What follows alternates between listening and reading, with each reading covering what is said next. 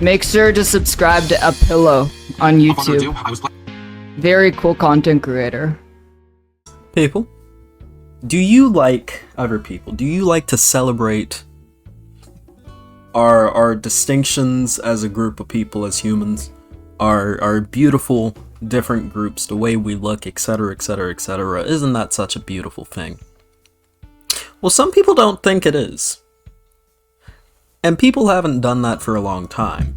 But over that time, the way that people have been disdainful of that has transferred from how it was in the olden days to a more just hatred-based thing, you know? With some occasional conspiracies, but it's mostly just hatred-based. And in the 1800s, a lot of this the distinction, this prejudice based on different groups of people was tried to make, like, people tried to make it scientific, and came up with like different terms and said, oh, this group of people has this trait, and this group of people has this trait. It's back. It's back in full swing for some reason. So this is coming to us from Kofifi Anon. So first you get Ed Krasenstein saying, how do you explain this if it has nothing to do with systemic racism? America's racial wealth gap. 17,000, 1,500. Net worth of a black family, $171,000. Wait, did I say 17,000, 1,500? I'm sorry, I'm stupid. 17,150 net worth of a black family, $171,000 net worth of a white family. America's racial wealth gap. So one, this is coming to us from Fox Business, and two, this doesn't even say if it's a fucking average. This is a bad chart. Look, let me put it like this. I come from a black family. I know, shocking, right? Our net worth is significantly higher than $17,150 a year. I'm not saying that we're rich, but we're not making $17,150 a year. We are above the poverty line, and so is quite literally every other black person I know. Every other black person I know, their families, etc. Well over the $17,150, I would say. And conversely, you know, the $171,000 net worth of a white family, in my experience, no. The white people I know, generally, their families don't make $171,000 a year. Because it's almost like this is probably an average, and that's how averages work. So you're more likely to have black people that are in poverty due to historic racism. So there's going to be more people bringing down the average, because that's how outliers work. And with white people, there are going to be more rich people, because they've had more time to build up generational wealth and get higher paying jobs. Because when you have generational wealth, you can go to school to get the higher paying jobs, because you can stay in school for longer and you get a better education, so you come out making more money. But believe it or not, that's not all the white people, and that's not all the black people either. It's almost like that's how fucking statistics work. But no, we have a bunch of big-brained racists trying to say... Let's read this out. Blacks are a tropical species. Whites are not. Tropical species do not have must-store food / wealth for winter / hard times as a core drive, but evolutionary pressures don't just stop, so instead they must have... They must show off portable wealth. There is a converse bling gap too. What do you mean by portable wealth, and why is it important? Portable wealth is anything that can be stolen or damaged by another man in proximity. Pristine white Jordans, gold chains, rims, etc. All these are highly visible and often trigger deadly encounters. Ladies and gentlemen, do you want to know how many pairs of Jordans I own?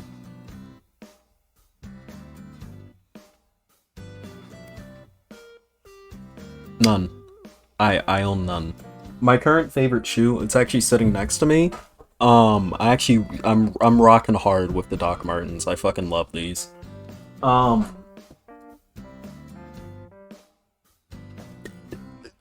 Insane levels of 1800s racism.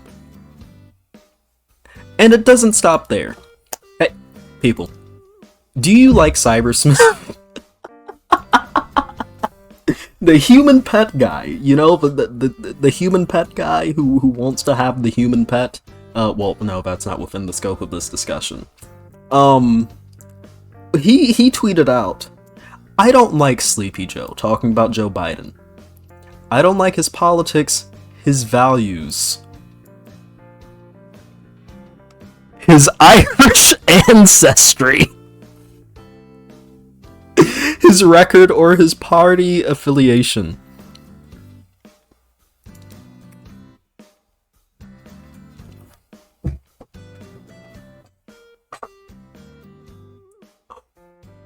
Why?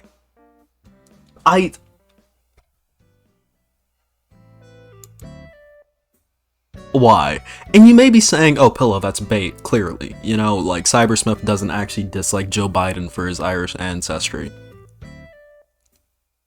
And I would say to that, if you are over the age of 18 years old,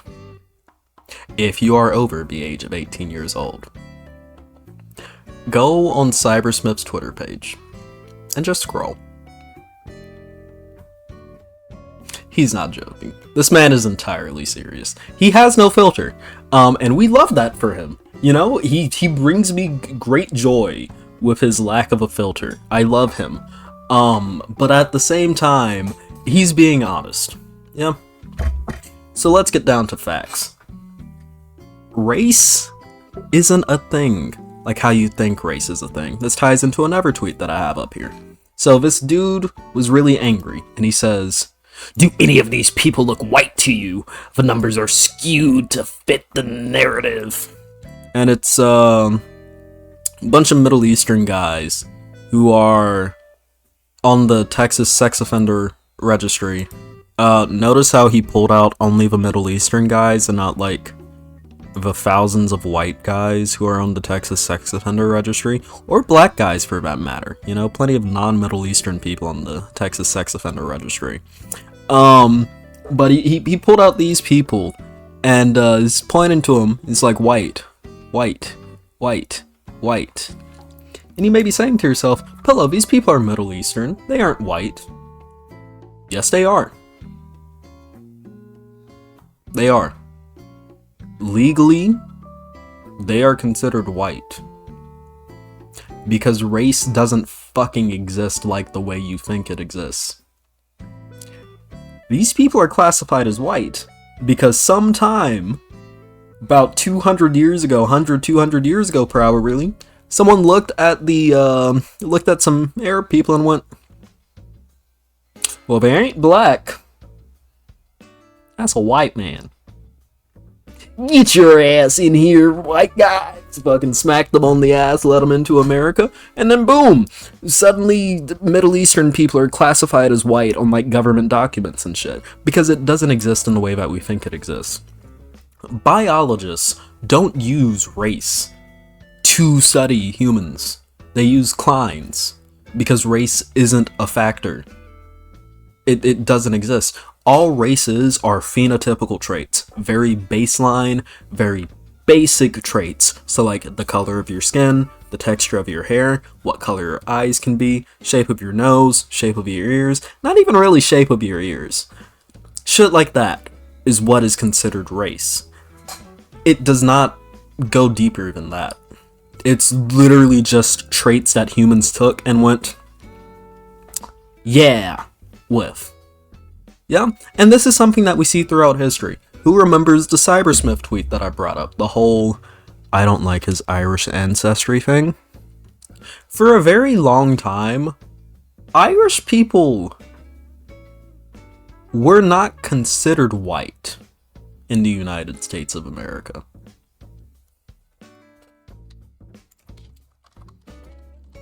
And it was a pretty bad thing. as a matter of fact. You know, you had the Irish people who wanted jobs, and they were getting denied jobs because they were fucking Irish. Same thing happened to Italians. The only difference is they were able to more easily integrate into the United States population, because when you're a fucking Italian guy, it's a lot easier to fake yourself as a white guy than it is for, like, my black ass. Which is why historical deficits closed up for those groups of people, didn't really close up for black people. That simple. Yeah. And this is even something that we see historically with the way that these groups were treated. One of the things that a lot of people like to do to claim that black people are violent are point at gangs. Gangs which push illicit drugs. Do you know what was happening in the 1920s? During Prohibition in the United States of America? Disenfranchised groups of people, like the Irish and the Italians, started forming mobs in big cities to push illicit substances to make money. Because believe it or not, when you're forced into poverty by a system that has disadvantaged you, where people really don't want to hire you, where wealth gaps have built up between you and other groups of people, and where you're forced to live in heavily racially segregated ghettos, which black people were by redlining. When all of that happens, and you really have no other way to make money, and suddenly you have something that a lot of people fucking want, but they can't get legally, what the fuck do you think you're gonna do? I'm fucked already, I can't make money, this is the only way I can make money, I'm already fucking, like, the law already doesn't fucking like me, hasn't historically, seems like it's continuing on nowadays, fuck that, I'm selling drugs, or fuck that, I'm selling alcohol. Duh! That's what fucking happens. Believe it or not, when you disadvantage a group of people, they engage in activities to undisadvantage themselves. It's what people fucking do, because we don't like being disadvantaged. I know, shocker. Insane. In Germany, it's the same with disenfranchised Muslims who have formed gangs because there are no legal jobs. Exactly. That's what it is. If you want this shit to stop, one, you have to work to fix past institutional ills. One of the things that helped Irish people and Italians, once again, was the fact that they were able to integrate into the areas that they were in. It also really helped them a lot that the place where a lot of Irish people and Italians moved to in the United States of America, specifically New York, Boston, like New England area of the United States of America, it is very important to note that those areas already had a lot of cultural diversity. So yeah, while they were discriminated against, there was a lot less discrimination to go around because, one, you're in a group, you're in an area where there are quite literally hundreds of thousands, if not millions of people from your own group, so you can build your own communities. And two, you're in a place that is a multicultural fucking melting pot. People are gonna hire you. Even the fucking racists might go like, well, you know, I actually really don't mind the Irish. It's mostly just the fucking Italians that I hate. So, you know, Irish guy, you can have a nice fucking job. Boom! It's not an advantage that a lot of black people had, considering the fact that a lot of us came to the United States of America to be used as fucking slaves. And after emancipation, what the fuck happens? We're now living in a place, a lot of us are now living in a place, where the people who used to fucking own us are now the people that we have to get jobs from. And what do you think happens when the person just lost free labor, and now you're coming back to them saying, hey, can you pay me to, like, do a job? Oh yeah, we'll pay you. Nothing. Because we can legally get away with it and make sure you don't build up generational wealth. Actually, as a matter of fact, I'm gonna give you something. I'm gonna let you rent out a plot of land on my farm. And then just take the profits from, you know, whatever you produce on that plot of land, give me a cut, and we'll be fine. Give me all of the fucking cut. You don't have a choice. What the fuck are you gonna do? Oh, I'm passing peonage laws. You have to have a job now, fucker. You have to have a job, or you're going to prison where slavery is still technically fucking legal. Because slavery is illegal unless it's as punishment. Get fucked.